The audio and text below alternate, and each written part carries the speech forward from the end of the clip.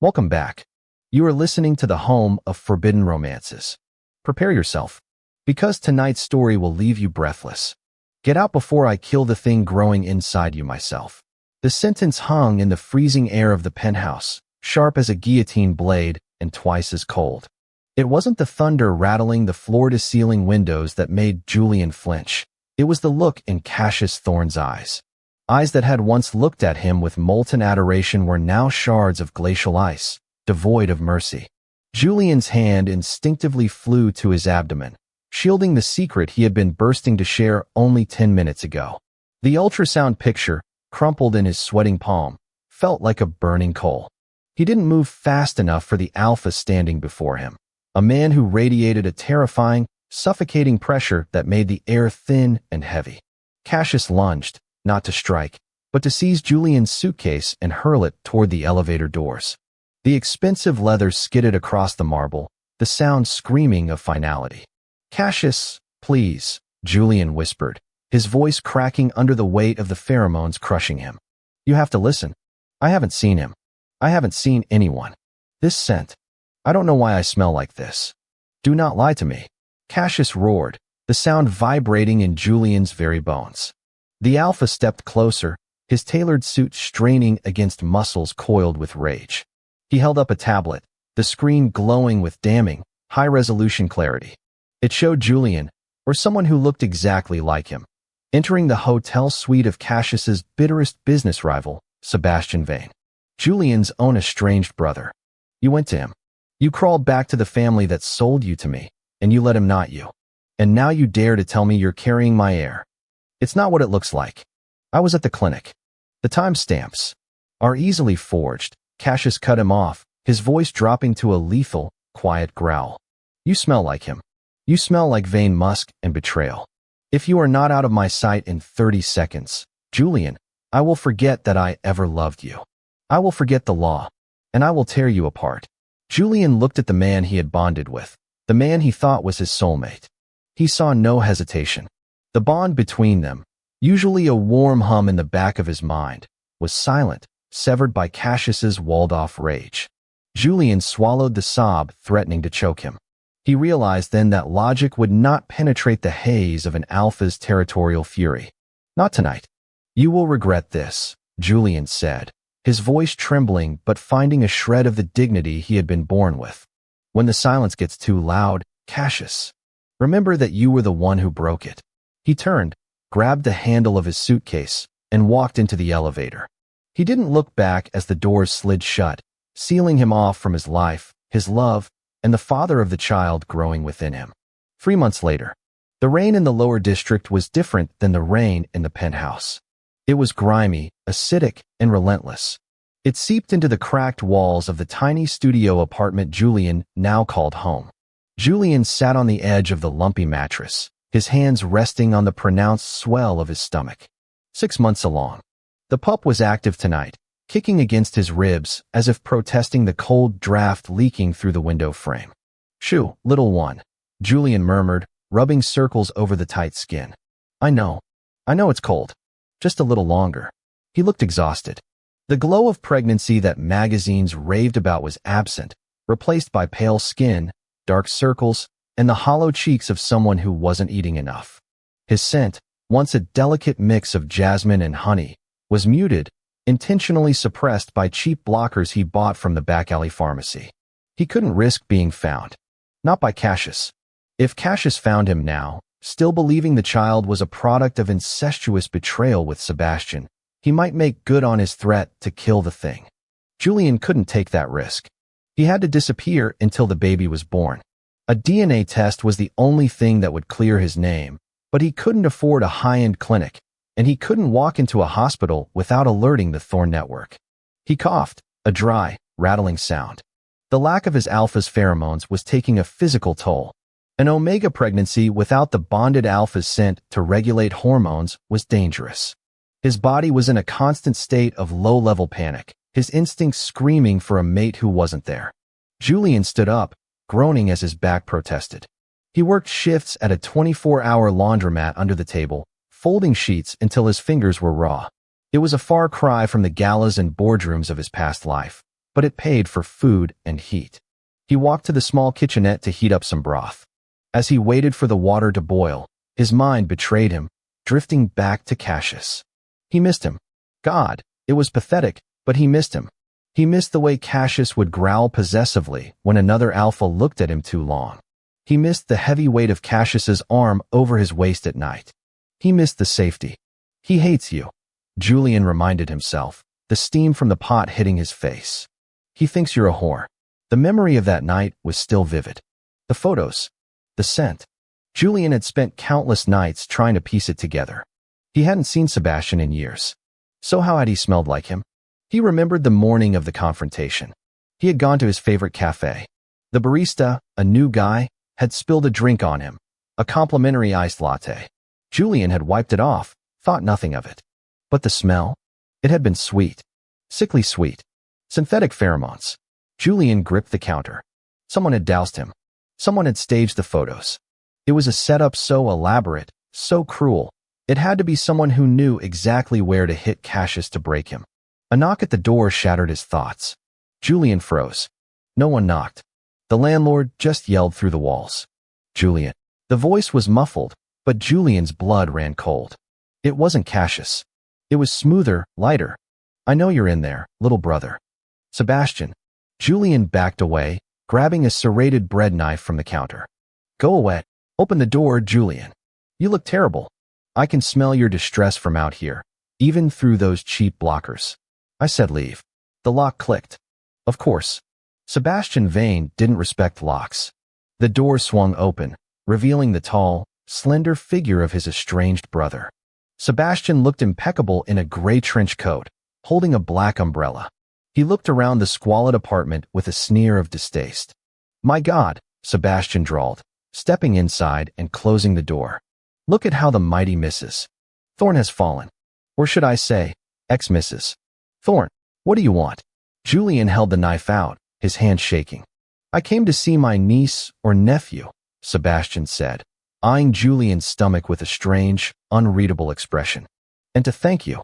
Thank me. For being so easy to frame. Sebastian smiled, a cruel twisting of lips. I didn't even have to try hard.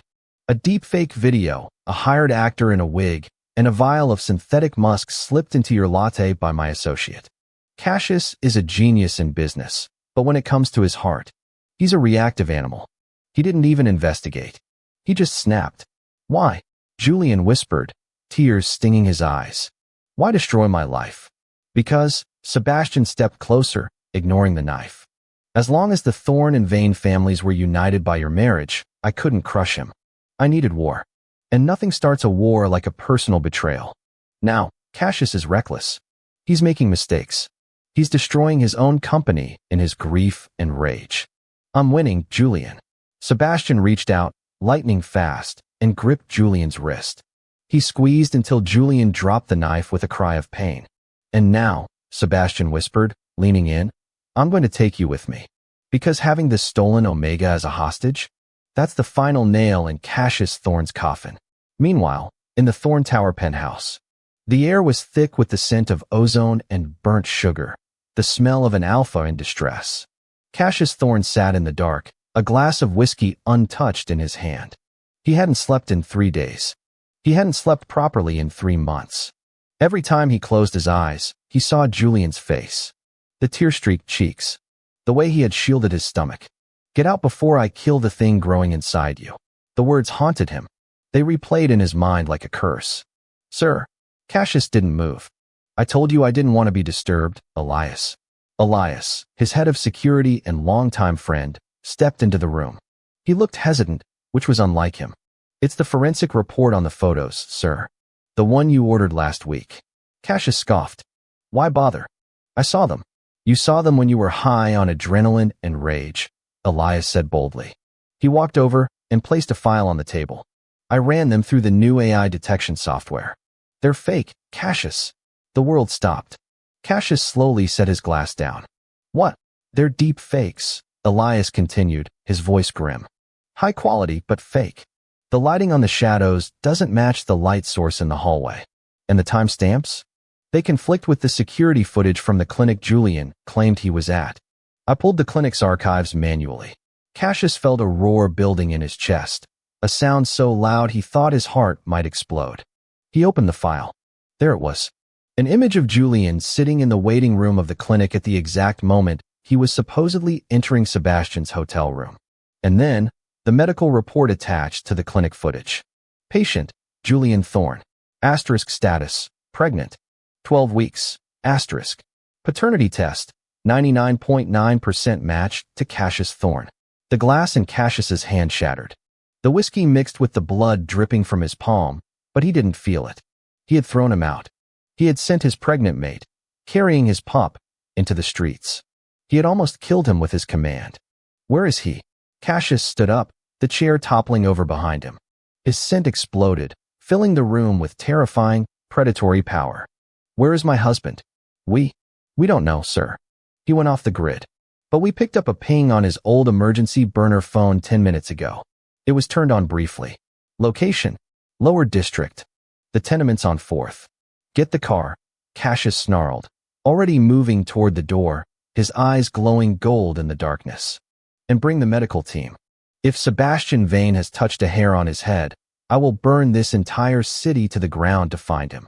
The drive to the lower district was a blur of red lights and speeding pavement. Cassius sat in the back of the armored SUV, his hands clenched so tight his knuckles were white. Asterisk, I'm sorry. I'm so sorry. Please be alive. Please be safe. Asterisk. The bond, which he had blocked off, was now wide open. He reached out with his mind, searching for the familiar hum of Julian's soul. He found it, but it was faint. It was flickering like a candle in a windstorm. And it was terrified. Faster, Cassius ordered. We're here, sir, the driver announced, screeching to a halt in front of a dilapidated brick building.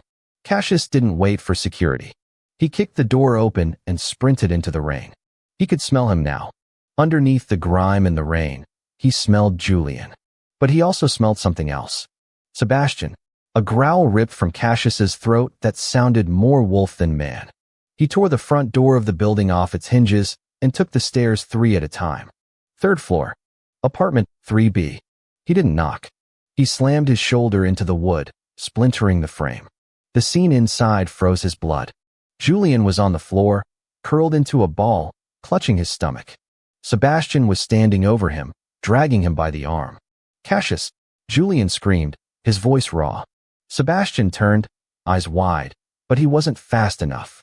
Cassius was upon him. It wasn't a fight, it was an execution. Cassius grabbed Sebastian by the throat and slammed him against the wall with enough force to crack the plaster. You touched him, Cassius hissed, his face inches from Sebastian's. You touched what is mine. He cheated. Sebastian choked out, trying to maintain the lie even as he gasped for air. I know everything, Cassius snarled. He threw Sebastian across the room like a rag doll. Elias, get this trash out of my sight. If he moves, break his legs. Security swarmed the room, subduing Sebastian. But Cassius had already forgotten him. He fell to his knees beside Julian.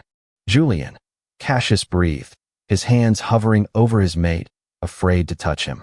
Julian, look at me. Julian flinched away, pushing himself backward against the cabinets. Don't hurt the baby. Please, just let me go. The fear in Julian's eyes broke Cassius more than any physical blow ever could. This was his doing. He had put that terror there. No, baby, I'm not going to hurt you. Never again. Cassius let his pheromones flood the room. Not the aggressive, sharp scent of anger, but the warm, soothing scent of cedarwood and protection. It was the scent he used to court Julian. I know it's mine. I saw the report. I know it was a setup. I was a fool. A blind, stupid fool. Julian stopped moving. He inhaled sharply, his body reacting instinctively to the comforting scent of his alpha. The tension in his shoulders dropped, and a sob escaped his lips. You threw me out, Julian wept. I know. Cassius reached out slowly and took Julian's cold hand, pressing it to his own cheek. Tears streamed down the alpha's face, mixing with the rain.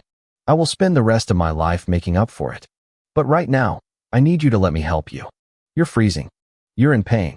Julian grimaced, clutching his stomach again. It hurts. Cassius, something's wrong. The stress. The baby. Cassius's gaze snapped to Julian's abdomen. Medical.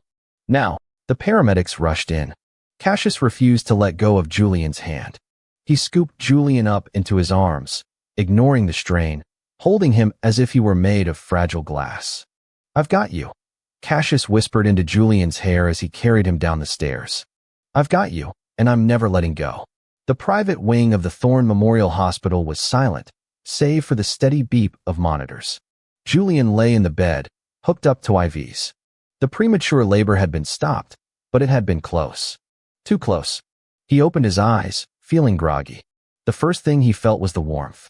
A heavy, grounding warmth covering his hand. Cassius was sitting in the uncomfortable hospital chair, his head resting on the side of the bed, asleep. He was still wearing his bloodstained shirt. His hand was gripping Julian's fingers tight. Julian watched him for a moment. He saw the new gray hairs in Cassius's beard. The deep lines of exhaustion etched into his forehead. He was angry. He was furious. The pain of the last 3 months wouldn't vanish overnight.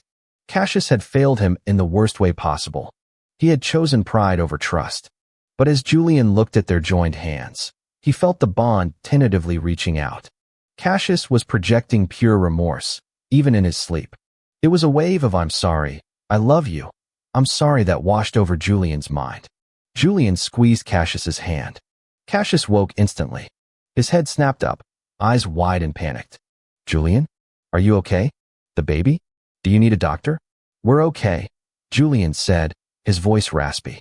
Cassius slumped, letting out a breath that sounded like a dying man given a reprieve. He slid off the chair and onto his knees beside the bed. The great Cassius Thorne, the alpha who made CEOs tremble, bowed his head until his forehead rested on the mattress. I don't expect you to forgive me, Cassius said, his voice thick. I don't deserve it. I almost killed our child. I almost killed you. No, Julian said softly. You don't deserve it. Cassius flinched, but he didn't move. Tell me what to do. Tell me how to fix this.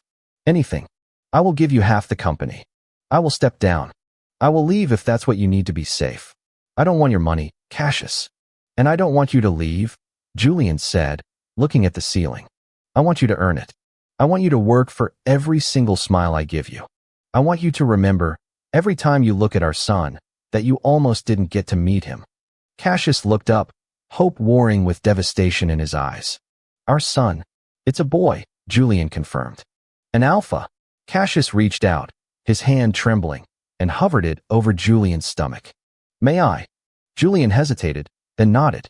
Cassius placed his large, warm hand over the swell. As if recognizing his father, the pup kicked, a strong, solid thump against Cassius's palm. Cassius broke. He buried his face in the blankets next to Julian's hip and wept, ugly, wrenching sobs of relief and shame. Julian watched him, his own eyes wet. He reached down and tangled his fingers in Cassius's hair. It wasn't total forgiveness. Not yet. The road back would be long. There would be nightmares and arguments, and days where Julian wouldn't be able to look at him without remembering the cold wind of the penthouse elevator. But as the alpha scent of cedarwood wrapped around them, finally chasing away the smell of fear and rain, Julian knew they would walk that road. You have a lot of work to do, Alpha, Julian whispered. Cassius kissed the blanket over Julian's stomach, then kissed Julian's palm. I know. I'll start now. I'll never stop. And that is how the viper tamed the wolf. If you enjoyed seeing Julian reclaim his power and bring the alpha to his knees, destroy that like button. And tell me in the comments, would you forgive a husband who tried to kill you, even if he was tricked? I'll be reading your answers. Subscribe for the next chapter. Until then, prompt image. Prompt, masterpiece, best quality, high-res, 1.2. Korean manhwa style, semi-realistic, digital art, 2 men, BL, Yaoi, Alpha and Omega, Man 1, Julian, Omega, lying in hospital bed, pale skin, soft features, wearing patient gown, tired expression, hand on stomach. Man 2, Cassius, Alpha, kneeling by bedside, dark hair, sharp jawline, wearing unbuttoned bloodstained dress shirt, head bowed in submission, holding Julian's hand to his face, crying. Background is sterile private hospital room. Rain on window, heart monitor, dim lighting, emotional atmosphere, cinematic composition, intricate details, soft focus background.